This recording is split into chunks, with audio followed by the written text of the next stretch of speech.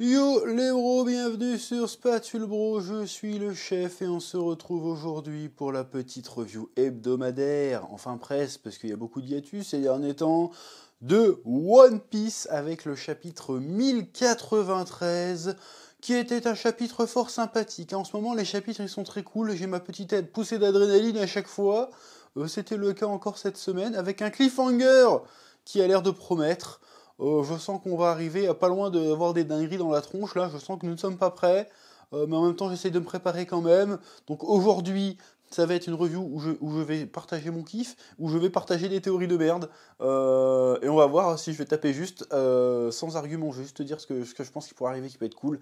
Voilà, bon, je vais commencer quand même par parler du sujet principal, ça va être, parce que là j'ai vu que c'était un débat encore, oui, empereur égale niveau amiral, ouais, Luffy il est niveau empereur, donc il se bat arme égale avec Kizaru, est-ce qu'il est plus fort, est-ce qu'il est moins fort, bref.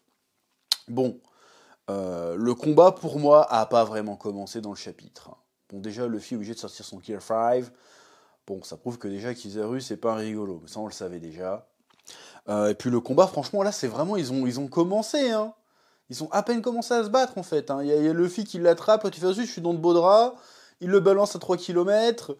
Le gars revient, il fait une feinte à Luffy, Luffy se fait avoir comme un con, Kizaru a l'air d'éviter l'affrontement, il est là, non mais je suis pas là pour ça en fait. Il a l'air vraiment être là, non mais je suis pas là pour me fitter avec... Depuis le début quand tu le vois, il dit, bon, moi je suis là pour une mission précise, je dois juste buter cette liste de personnes, les autres je les mets hors d'état vite fait, tu vois, mais je les calcule pas. Genre là il revient, il arrive à piéger, comment dirais-je, il fait une feinte à Luffy. Luffy il se bat contre des hologrammes. Kizaru il est déjà dans le laboratoire, il est en train de taper tout le monde, mais il les bute pas. Il aurait pu arriver, vas-y, je bute Nami, je bute machin, je bute tout le monde. Il reste plus que Vegapunk, personne pour me gêner, je vais les fumer. C'est pas ça qu'il fait. Il fait genre, bon, il est passé où là, le vieux? C'est ça qu'il fait, tu vois. Alors qu'il aurait pu buter tout le monde et traverser l'île en méga vitesse et le trouver, tu vois. Donc, le gars a l'air de vouloir éviter Luffy. Alors ça veut pas dire je pense qu'il craint Luffy quand même, il est pas en mode... tu le vois pas méga stressé le gars, mais tu sens quand même que bon, il est pas venu pour ça, tu vois. Donc pour l'instant pour moi le combat a pas encore commencé. Et pareil, Luffy transpire pas plus que ça non plus, hein. Bon, après ça fait partie du personnage, il est en train de rigoler, il s'échauffe, il rigole, il fait des gros yeux. On va voir ce que ça va donner, mais pour l'instant, je pense que le combat a pas réellement commencé. Un autre combat qui semble avoir commencé et qui franchement fait plaisir, même si on en voit très peu, c'est mon gars Zoro contre Rob Lucci. Zoro qui gère Rob Lucci, euh, ça fait plaisir. Là, tu dis, ah ouais, il est en train de se battre avec Rob Lucci. Rob Lucci est éveillé, hein, avec le petit halo et tout, hein. Il est en train de gérer Rob Lucci en mode éveillé, il fait ouais, de toute façon t'es trop faible pour affronter mon capitaine. Et l'autre il lui fait ah ah, je reconnais bien là le bras droit d'un empereur. Mais ça pétait la classe. Mais ça pétait la classe. Mais comment c'est trop stylé. Mais comment c'est trop stylé. C'est-à-dire que maintenant t'es plus juste un vice-capitaine, t'es le bras droit d'un empereur. Donc du coup, vas-y, je vais me taper avec le boss du CP9 que tout le monde craint. Vas-y, t'es trop faible pour affronter mon capitaine et je vais te péter la gueule. Et en plus, il tient bien, tu vois, le Roblucci, il est pas serein, tu vois. Il sourit, tu vois, mais pas serein. Or que Zoro, il est là, ouais, ouais, t'inquiète. Trop stylé. Ah, trop stylé. Ah, je veux que Zoro le fume. Il faut que Zoro le fume, c'est incroyable. Voilà, ça serait incroyable de voir ça. Là, c'est comme si tu... Ah non, j'allais dire c'est comme si Krillin tapait Freezer. Mais on va dire, non, Krillin, c'est pas le même level, mais c'est Vegeta qui tape Freezer, tu vois. Vegeta qui tape Freezer comme dans Pas Battle of God, pas. Si, c'est ça, dans Battle of God, Fukatsu no F, ça faisait plaisir, ça fait ah oui, tu vois. Tu vois ce que je veux dire ou pas? Le numéro 2 qui pète l'ancien numéro 1, tu vois ce que je veux dire? Ça c'est trop cool. Je trouve ça trop stylé et j'espère qu'on en verra un peu plus de ce combat contre Rob Lucci. Même si en vrai, je pense que scénaristiquement, ça n'apporte pas grand-chose. C'est vraiment juste, vas-y, Rob Lucci, on s'en fout, en fait, on le met sur le côté, Zoro va le taper, et on va voir ce qui se passe ailleurs, tu vois. Je pense que on est plus dans cette idée-là. Genre Kaku, on le calcule même plus, tu vois. Ça marche, et on le calcule même plus. Putain, j'essaie de faire des jeux de mots pourris, mais t'as compris ce que je voulais dire. Voilà, donc là, c'est vas-y, on le met sur le côté, vas-y, Zoro, il va le taper pour montrer que, vas-y, c'est plus une si grosse menace que ça. Ça serait trop bien que Zoro le gère facilement. Zoro il est même pas à fond, il est là. Vroom, ça serait trop bien. Ou alors juste Sanji qui arrive par derrière parce qu'il passe à côté et il lui met juste un petit frite dans sa gueule pour le calmer, ça serait trop stylé. Bref, Niveau bagarre, on verra bien ce que ça donnera, mais en tout cas pour moi, le combat Kizaru-Luffy n'a pas vraiment commencé. C'est vraiment juste des petites passes d'armes comme ça pour s'échauffer, c'est tout. Voilà. Je m'attends pas... Ça se trouve, on n'aura même pas de la résolution de ce combat, en fait. Tu vois ce que je veux dire? C'est pas le sujet. À côté de ça, on voit, comment dirais-je, comment ça s'appelle? Bonnie?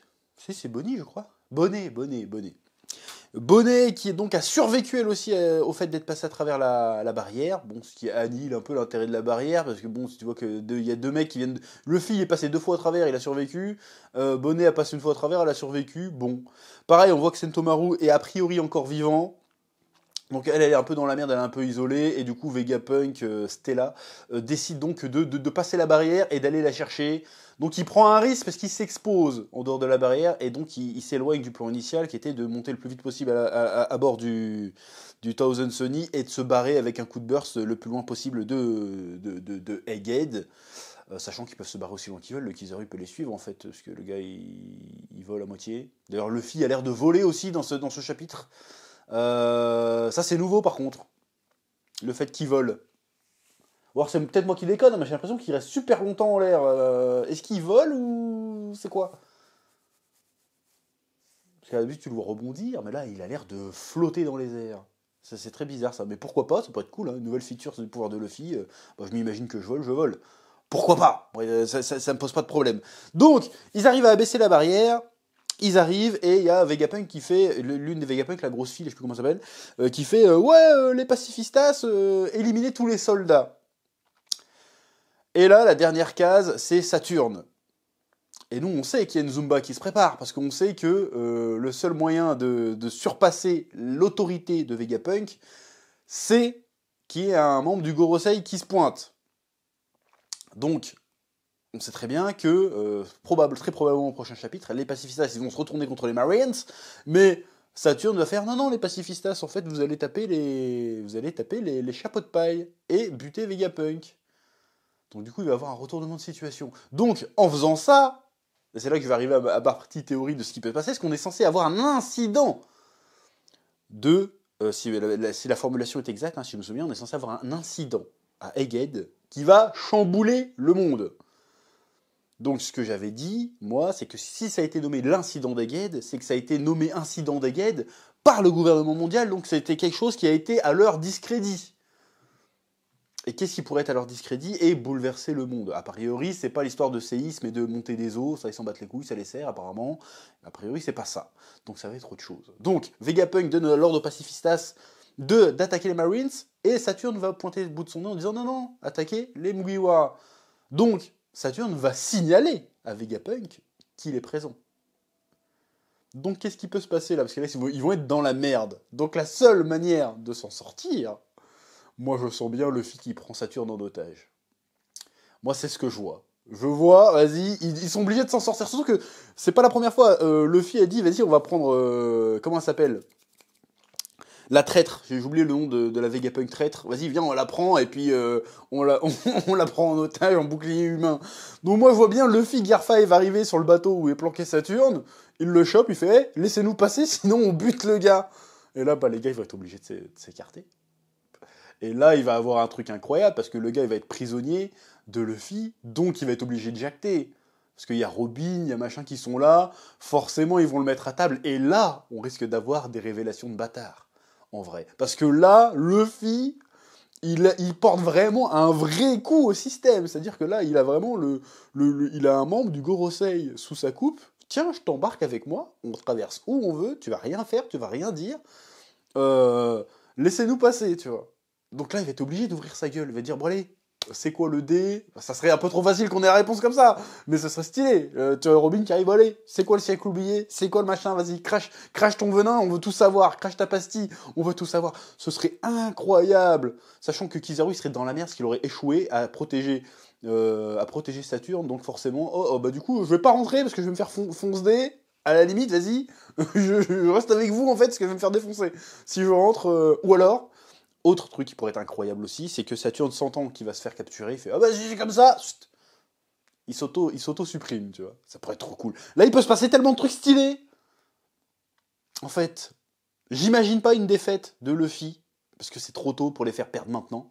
parce qu'ils sont au top de leur puissance, ça va pas les faire perdre maintenant, pour moi ça n'a pas de sens. En revanche, ils portent un vrai coup parce qu'ils sont acculés là, ils sont acculés. Ils viennent d'apprendre qu'il y a les pacifistas qui sont contrôlés par un membre du Gorosei. Forcément, Luffy va y penser, attends, je vais aller capturer le gars du coup. En vrai, ça serait ça le truc logique à faire. Bah, je vais aller capturer le gars, il est sur son bateau, et Kizaru il est là. Bon, bah vas-y, bateau avec machin. Sanji, Zoro, là, allez choper le gars. Ça serait trop incroyable. Ce serait incroyablement incroyable de voir un truc comme ça. Genre, vas-y, Luffy a capturé un membre du Gorosei, et directement, hop, là, il est confrontation directe avec les big boss, tu vois. Ce serait incroyable, le level de menace. Je veux dire, la prime qu'il aurait sur la gueule. T'imagines un peu la prime qu'il aurait sur la gueule?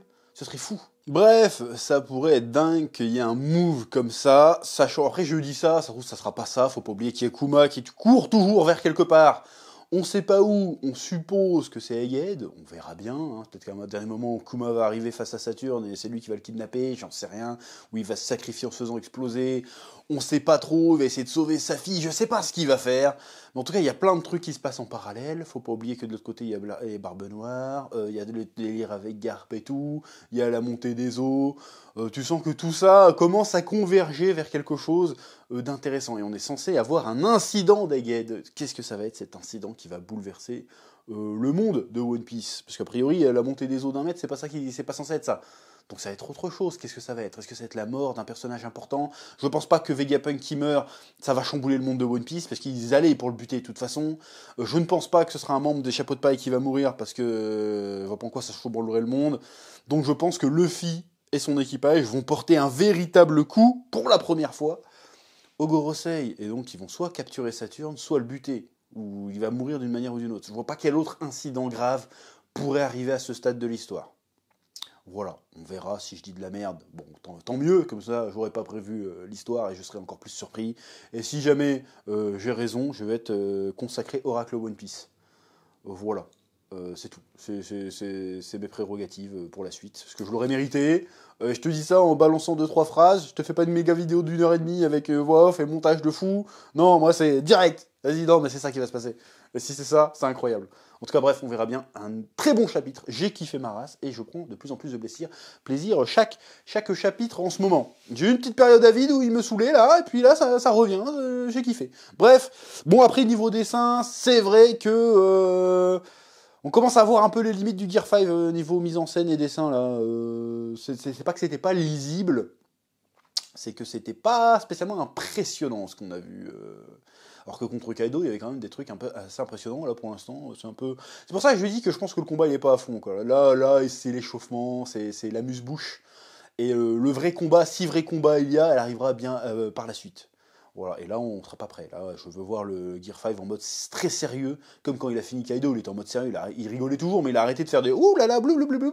Il a fait non, attends, point géant, je vais te niquer ta mère. Voilà, je veux voir des trucs comme ça pourrait être très très rigolo. Et surtout, putain, imagine, il capture. Mais imagine un peu la gueule de Saturne, il va voir Joy Boy arriver devant sa gueule, le capturer, genre oh toi, tu es revenu.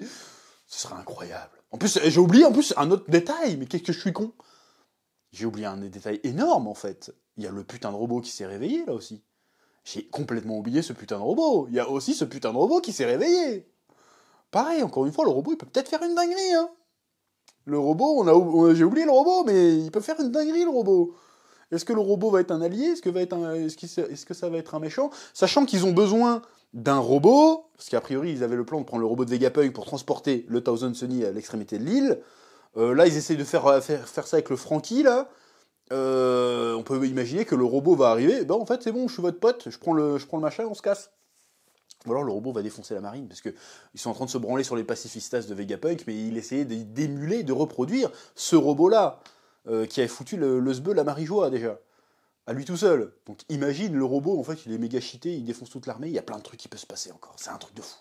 Voilà, là, ils plantent des graines, j'espère qu'elles vont tous payer, parce que là, ça fonctionne bien. Bref, j'ai très hâte de voir la suite. Voilà. Je suis hypé, c'est bon. Je suis piqué de One Piece. Bon, ça fait un petit moment, mais voilà, je t'ai fait la gueule, Oda, pendant un mois ou deux, j'avoue. Là, tu m'as reconquis. Là, je suis content.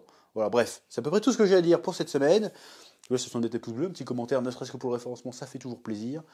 Et je vous dis à très bientôt sur Spatule Bro pour de nouvelles vidéos. Que la passion vous guide. Oui.